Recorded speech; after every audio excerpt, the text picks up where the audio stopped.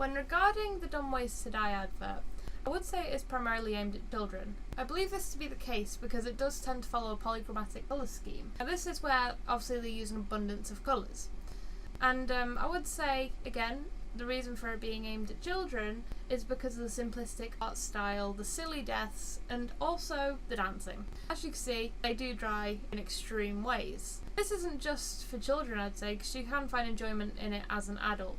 I myself enjoyed the advert, I like the soundtrack, and I think that other adults would too, along with children. One issue I find with this advert is that it is quite long. So if it were to be aimed primarily at children, they could get bored after, a specific amount of time, because they do have a shorter attention span. And for an adult, they might find the song catchy for so long, but then get bored of it.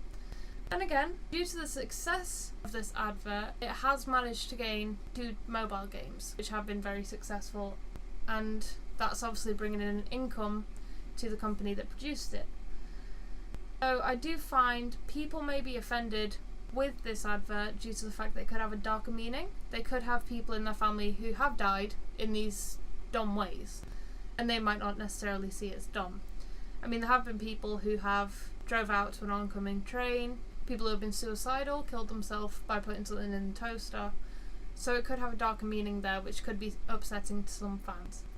Overall though, I think the purpose is to be satirical. It is meant to be a comedy advert with a linear structure to it. It's meant to be ongoing, fun, keep the fun going, but also have that deeper meaning to it that you should be careful and you don't want to die in a dumb way.